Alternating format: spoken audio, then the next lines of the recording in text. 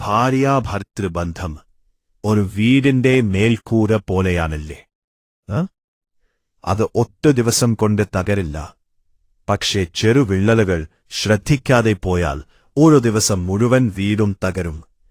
അതുകൊണ്ട് ഈ ബന്ധം നിലനിർത്താൻ ഇരുവരും നിർബന്ധമായും ഒഴിവാക്കേണ്ട 15 കാര്യങ്ങൾ ഏതൊക്കെയാണെന്ന് നോക്കാം. 1. ഒരാൾ മറ്റൊരാളുടെ മനസ്സ് വായിക്കും എന്ന് കരുതരുത്. തുറന്ന് സംസാരിക്കാതെ അവൾ പറയാതെ എന്ന് മനസ്സിലാക്കും എന്ന മൗനമെന്നത് പല ബന്ധങ്ങളും തകർക്കുന്ന നിശബ്ദ വിഷമാണ് എന്ന സത്യം മനസ്സിലാക്കണം. 2. പഴയ പിഴവുകൾ ഒരു കാരണവശാലും ശേഖരിക്കരുത്. പഴയ തെറ്റുകൾ തുറന്നു കാട്ടുന്നത് സ്നേഹത്തെ മുറിവേൽപ്പിക്കും, അകൽച്ചയുടെ ആഴം വർദ്ധിപ്പിക്കും. കഴിഞ്ഞത് കഴിഞ്ഞു എന്ന് മനസ്സിനെ പറഞ്ഞു വിശ്വസിപ്പിക്കണം. 3. ഒരാളെ നിങ്ങളുടെ വീട്ടിലെ പ്രശ്നങ്ങളിൽ ജഡ്ജിയാക്കരുത്. വീട്ടിലെ പ്രശ്നങ്ങൾ എല്ലായ്പ്പോഴും പുറം ലോകത്ത് പറഞ്ഞ് വിധി തേടുന്നത് പരസ്പര വിശ്വാസം നശിപ്പിക്കും. 4. അവളുടെ ഭർത്താവ്, അവന്റെ ഭാര്യ എന്ന താരതമ്യം ചെയ്തുള്ള വാക്കുകൾ ആത്മാഭിമാനം വ്രണപ്പെടാൻ കാരണമാകും. നിങ്ങളുടെ കുടുംബജീവിതത്തിന്റെ സ്റ്റിയറിംഗ് നിങ്ങളുടെ കൈകളിൽ ആക്കണം.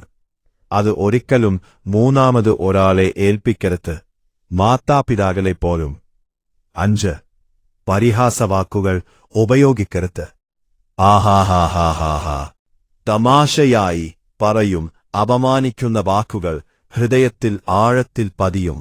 ഓഹോ, ഞാൻ തമാശ പറഞ്ഞതല്ലേ, അതിനിപ്പോ എന്താ, എനിക്ക് ഫീലായല്ലോ എന്ന് പറഞ്ഞു എന്ന് കരുത്തി അത് തീരുകയില്ല.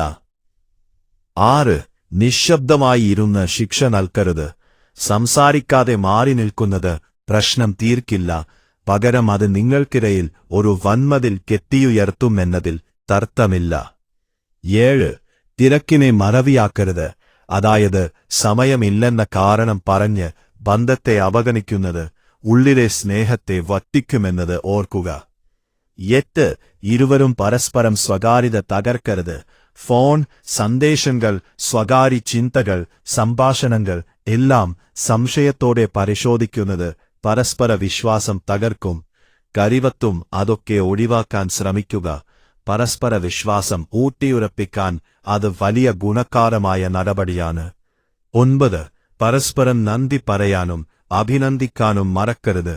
ചെറിയ കാര്യങ്ങൾക്കുപോലും നന്ദി പറയാത്തത് ബന്ധത്തെ വരണ്ടതാക്കും.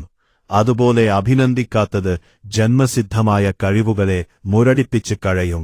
പരസ്പരം വ്യക്തിത്വം മാനിക്കുക എന്നത് ഏറ്റവും പ്രാധാന്യമുള്ളതാണ്. 10. പരസ്പരം ക്ഷമ ചോദിക്കാൻ മടിക്കരുത്. എനിക്ക് തെറ്റുപറ്റി എന്നൊരു വാക്ക് പല യുദ്ധങ്ങളും അവസാനിപ്പിക്കും.